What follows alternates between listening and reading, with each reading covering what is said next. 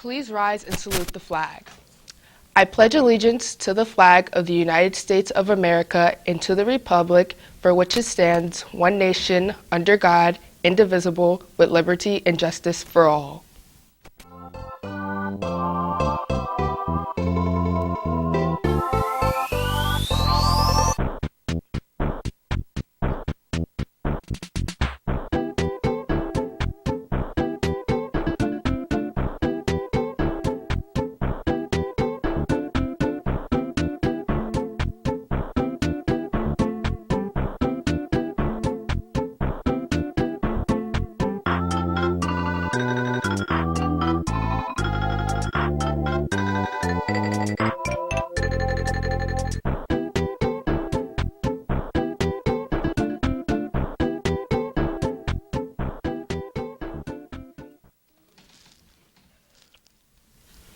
Good morning and welcome to RPtv.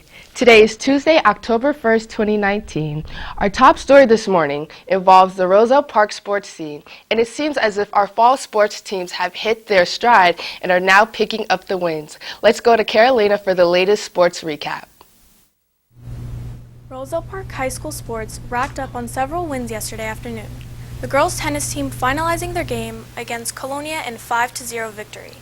With first singles, Mariana Rivera, second singles Brilene Persons, and third singles Zaraya Baez, including first doubles Rachel Leone and Harshdeep Randawa, the second doubles Isabel Paiva and Harleen Randawa. The boys' soccer team defeated Ridgefield with a great ending score of 4-0. Nick Ibanez led the team with 2 goals and Alex Vasquez made 7 saves. Girls' volleyball teams played Keyport, ending the game with a winning score of 2-0. Erin Mooney with 5 service points, Danielle Cohn with 4, and Sarah Lippin with 10. Combined made an outstanding performance. Congrats to all the teams. Continue to bring the wins home. Now time for announcements. Interact Club will be hosting their first meeting today in Room 1.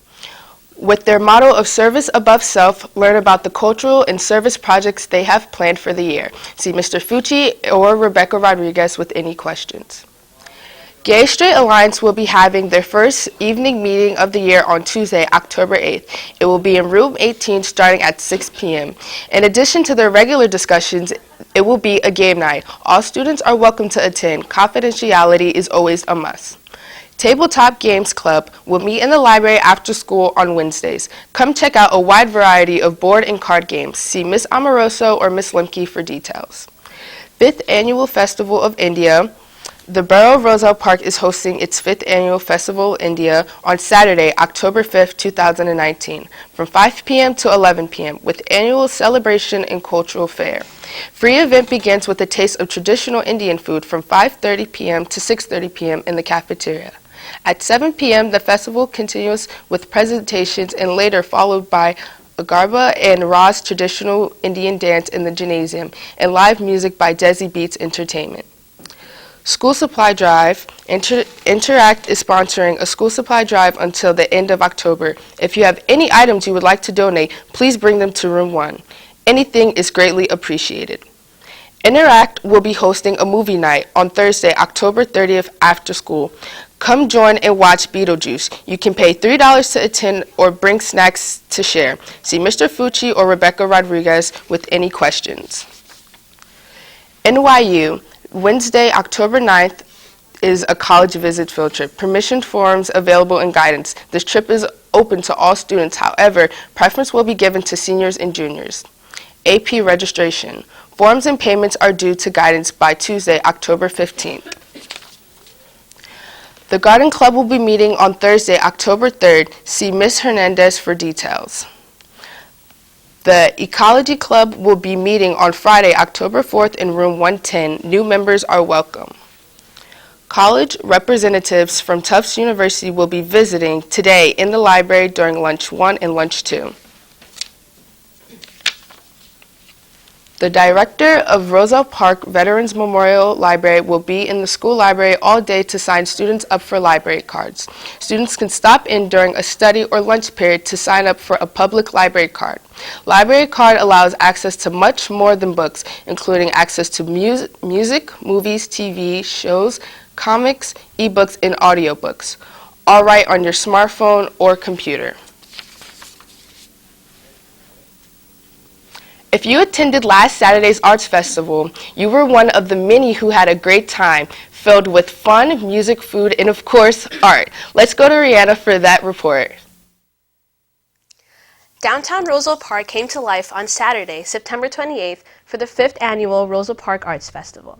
Professional artists and performers from New York and New Jersey, as well as RP's very own students, were featured in an afternoon full of fun and activities, displaying and selling art, and demonstrating and performing for the festival goers.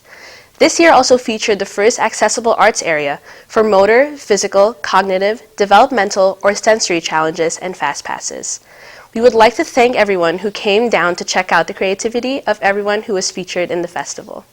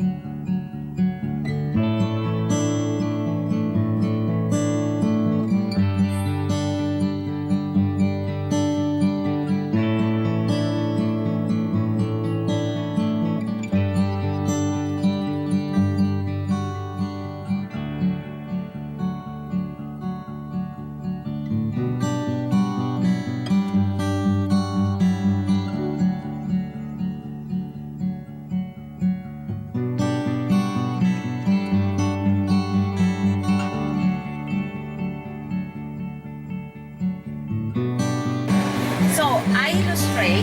I love illustration when I was in school, but then I stopped illustrating, and when I got pregnant 20 years later, I went back and I started drawing. And what happened was in 2016, I decided to start illustrating every day, and I started my motherhood-related project. I did it for 1,000 days, 1,000 drawings. I finished September last year. So I dibble and dabble in a lot of mediums. I've got acrylic painting, wire sculpture, pencil sketches, jewelry, paper mache, hand-bound books. I am a visual illustrator from traditional to digital. I mainly work in traditional mediums though. So ink, pencil, watercolor, color pencils, you name it. From time to time I'll do things on the iPad and do some digital work as well. How did you start it? What was your first? Everything in this case is inspired by an angry ex-wife. Everything in this case legitimately is inspired by an angry ex-wife. My ex-wife was going to jewelry classes to make jewelry. She gave me one stone, one cheap spool wire, said make something.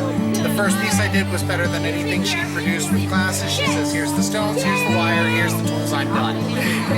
Almost 15 years later and I'm still at it. I've always loved Halloween growing up. We always did a haunted house in my house. I still do one here in Roselle Park on Henry Street. And it's just always been something that I do. And now that I've done graphic design and other art stuff, just an extension of that. Start bringing it out for other people to enjoy. My favorite thing about doing what I do is creating a different reality. I don't like reality. I don't like the way the world is right now. So I am trying to create a different world. And it's a much kinder place. It's nice. I've always been into art since I was a kid, and my parents raised me to always just try different things, and so I started with drawings, and then I moved on to painting, and then I was like, let me take it a step further, and made masks out of the 3D aspect of it, and I just like incorporating the two together. I've put jewelry onto masks, and I have to put masks on the paintings and stuff. I like to just constantly not stop doing stuff. So. There's a calm and a peace when you're on the reel that you can't think of anything but what you're working on, and your focus is here, and I find it very relaxing and fulfilling when, as I see my work grow and mature and people appreciate it. My motivation is my children, and also a lot of the stuff that I watch on TV or cartoons, big entertainment geek fan. What's your biggest motivator? My biggest motivator? Boredom. I have to do something. I have to do something with free time. And I draw. You know, what is the motivation of a flashlight flash? You know, it emits light, you know? It doesn't know it. It just does it. It's just out of its biological nature, it just produces light. So it's just out of my nature. I just make these things. So Roselle Park High School? If you see something you like, do it. Try it. It'll work out one way or another. Keep yourself happy. Roselle Park TV high school students, art is where it's at. Keep it up and try not to get eaten alive. Find what you're passionate about and keep going with it. Don't ever, ever stop.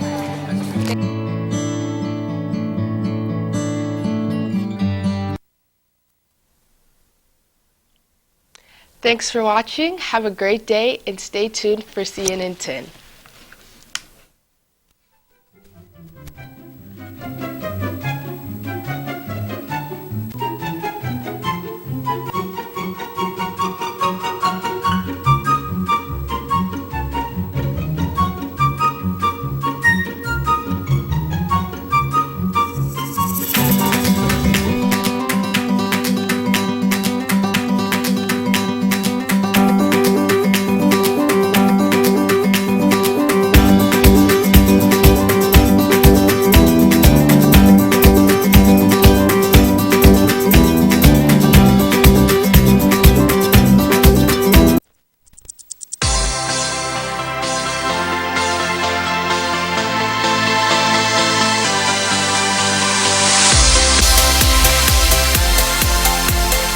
In the world's most populated country, the stage is set for a major commemoration of a significant anniversary.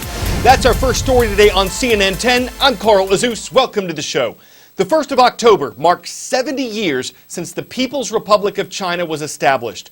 That's the country's official name under the communist government that was formed in 1949, though China itself has existed for thousands of years.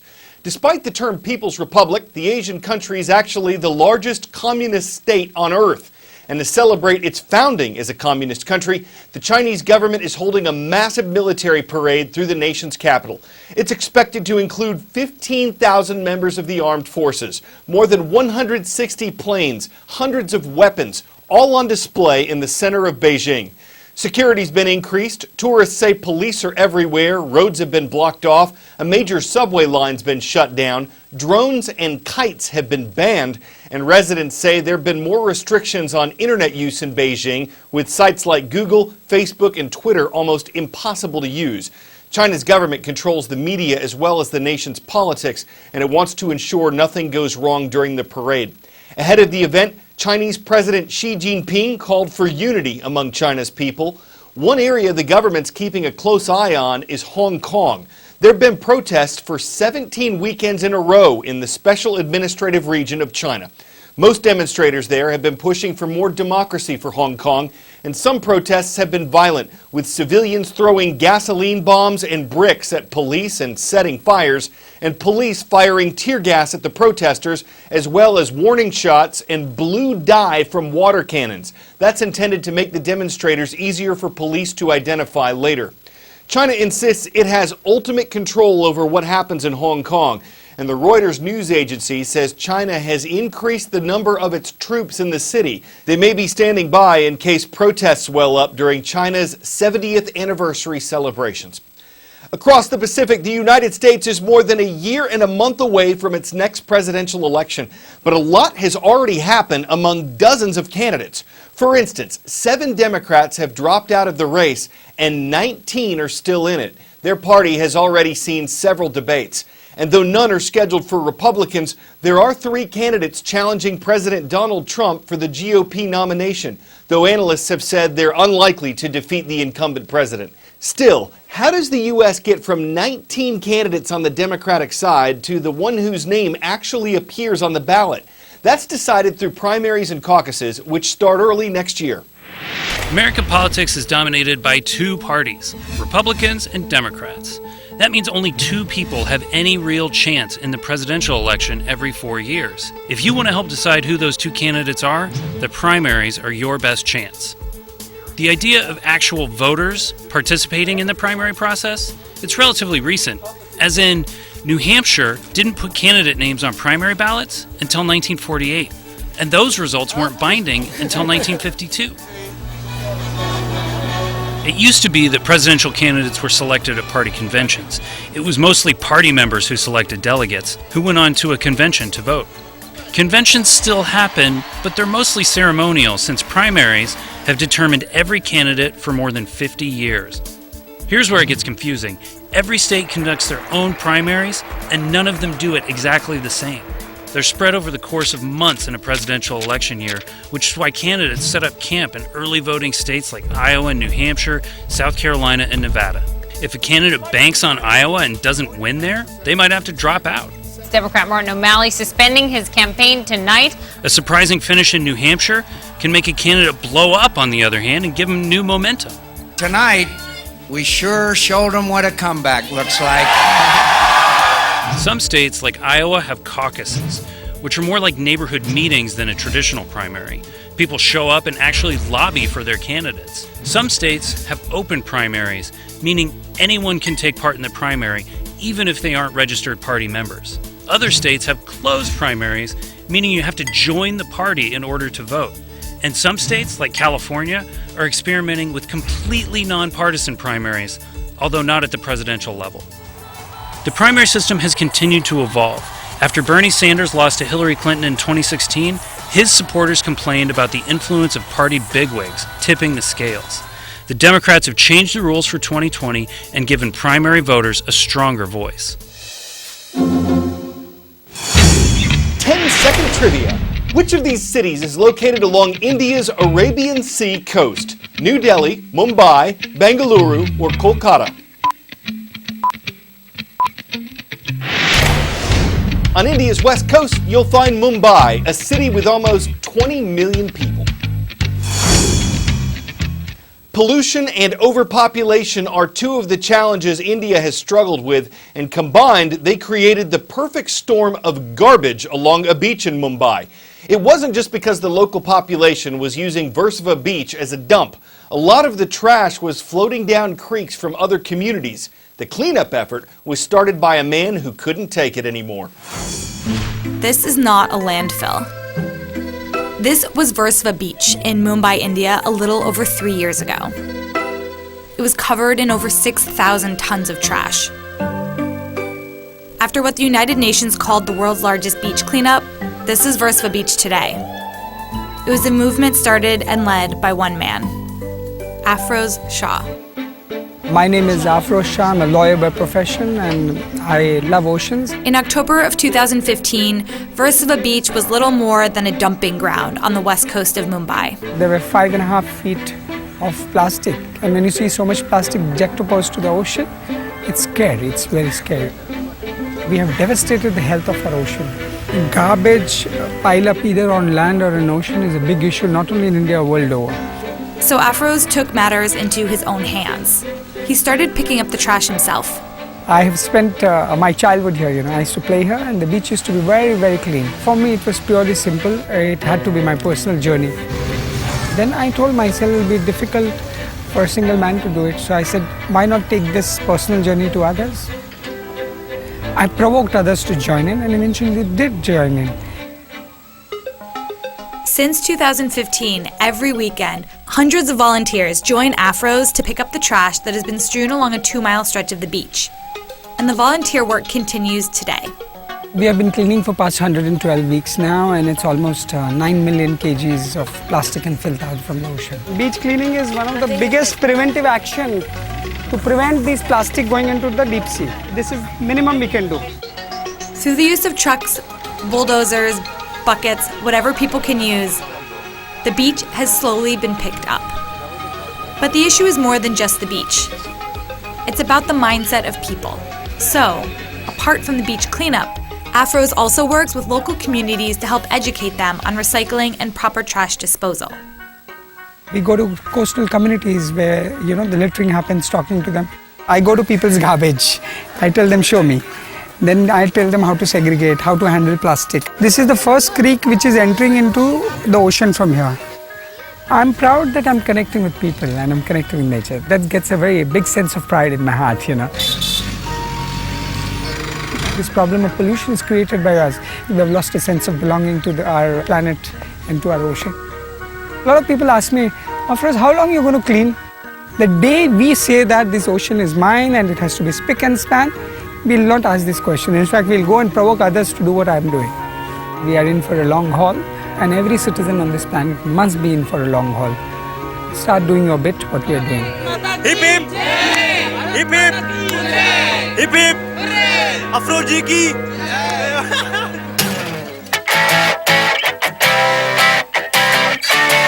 For 10 out of 10, why sit around like a bump on a log when you can roll one under your feet across the Mississippi River?